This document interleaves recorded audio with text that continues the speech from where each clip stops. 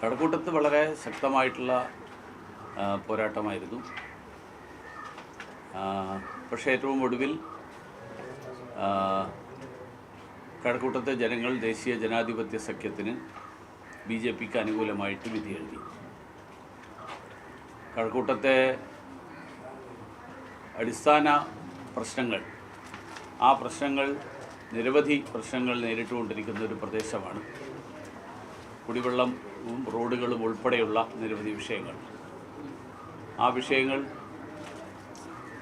ഈ പരിഹാരം കണ്ടെത്താൻ ഒരു മാറ്റം ആവശ്യമാണ് എന്ന് ജനങ്ങൾക്ക് തോന്നിയിട്ടുണ്ടാകാം എന്നുള്ളതാണ് എനിക്ക് ഈ വിധിയെഴുത്തിനെക്കുറിച്ച് വിലയിരുത്തുമ്പോൾ തോന്നുന്നു.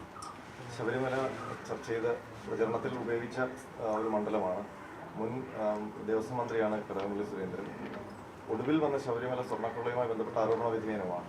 ഇത്രയും വലിയ പ്രചാരണം ആ വിഷയത്തിൽ നടത്തിയിട്ടും ഇങ്ങനെ ആയിരുന്നു വിജയിക്കേണ്ടത്. ഞങ്ങൾ ആ വിഷയം ഉന്നയിച്ചിട്ടില്ല. ഈ മുൻ MLA അദ്ദേഹത്തിന് ഇതിൽ ഉത്തരവാദിത്തമില്ല, ധാർമ്മികമായിട്ടുള്ള ഉത്തരവാദിത്തം മാത്രമേ ഉള്ളൂ എന്ന് പറഞ്ഞ് കൈകഴുകാൻ ശ്രമിച്ചപ്പോൾ വസ്തുതകൾ ജനങ്ങൾ മനസ്സിലാക്കി. ആ വസ്തുതകൾ ഞങ്ങൾ ജനങ്ങളുടെ മുന്നിൽ അവതരിപ്പിക്കുകയും ചെയ്തു. അതുകൊണ്ടാണ് ഞാൻ പറഞ്ഞത്, ഞാൻ ആദ്യമേ പറഞ്ഞതും തെരഞ്ഞെടുപ്പ് കാലത്തും ഞാൻ പറഞ്ഞത്, വികസനമാണ് നമ്മുടെ പ്രധാനപ്പെട്ട പ്രശ്നം.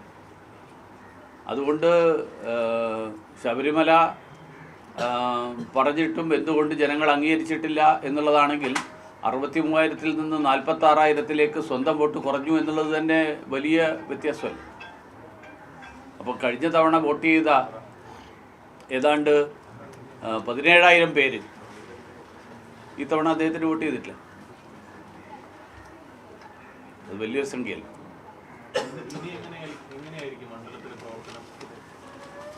മണ്ഡലത്തിൽ MLA എന്നുള്ള നിലയിൽ ഈ പ്രദേശത്തെ ജനങ്ങൾ നേരിടുന്ന എല്ലാ പ്രശ്നങ്ങൾക്കും പരിഹാരം കണ്ടെത്താൻ, അതിലിടപെടാൻ സർക്കാരിൻ്റെ പിന്തുണയോടുകൂടിയിട്ട്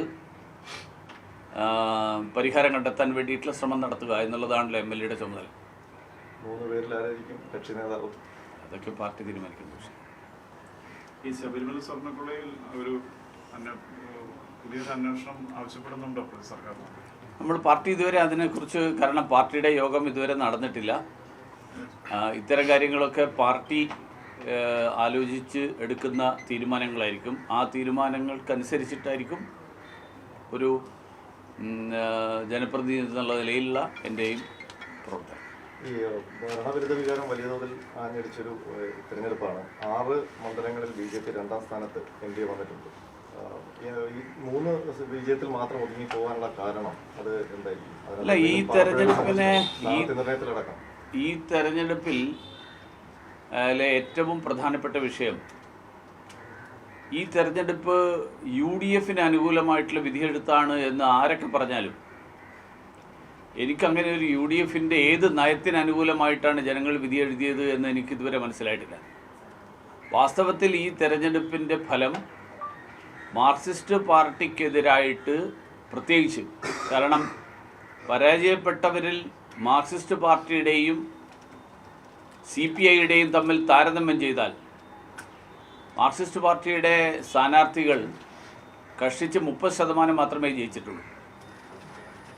അപ്പോൾ അങ്ങനെയുള്ള ഒരു വിധിയെഴുത്ത്, അതിശക്തമായിട്ടുള്ള ഭരണവിരുദ്ധ വികാരം, അതോടൊപ്പം ജനങ്ങളെ എത്രമാത്രം വെറുപ്പിക്കാമോ 5 വർഷക്കാലം കൊണ്ട്, അതിൽ റെക്കോർഡിട്ട ഒരു ഭരണമായിരുന്നു കഴിഞ്ഞ 10 വർഷത്തിനിടയിൽ ഏറ്റവും ഒടുവിലത്തെ 5 വർഷക്കാലം.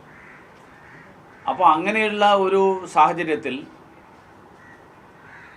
എല്ലായ്പ്പോഴും സംഭവിക്കാറുള്ളത് പോലെ ഭരിക്കുന്നവർക്കെതിരായിട്ടുള്ള ജനവികാരം തൊട്ടടുത്ത് നിൽക്കുന്നവർക്ക് അനുകൂലമായിട്ട് വരുന്ന സ്വാഭാവികമായിട്ടുള്ള ഒരു സാഹചര്യം, അതിൻ്റെ പ്രയോജനം കോൺഗ്രസ് മുന്നണിക്ക് ലഭിച്ചു എന്നുള്ളതാണ് ഈ തെരഞ്ഞെടുപ്പിൻ്റെ വിധിയെഴുത്തിൻ്റെ ഉൾക്കൊള്ളാവുന്ന പാഠം. അപ്പോൾ അതിൽ BJP സ്വാഭാവികമായും കേരളത്തിലെ 2ാം കക്ഷിയല്ല, കേരളത്തിലെ 3ാം കക്ഷിയാണ്.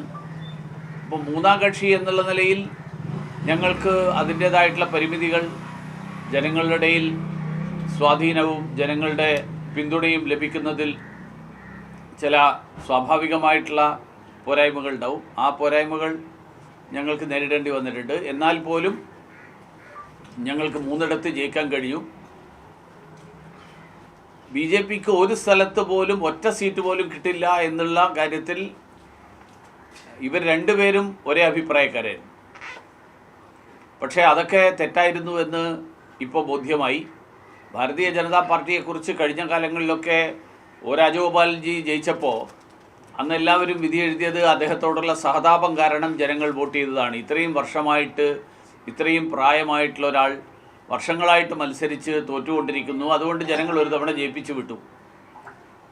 പക്ഷേ ഇത്തവണത്തെ വിജയം 3 സീറ്റുകളിലുള്ള വിജയമാണ്.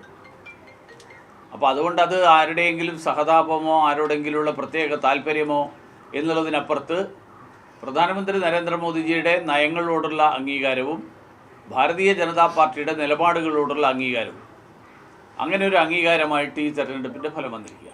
പക്ഷേ ഇന്ത്യയിലെ ഘടകകക്ഷികൾ 2020 അടക്കം പെർഫോം ചെയ്തില്ല എന്നുള്ളതാണ് റിസൾട്ട്.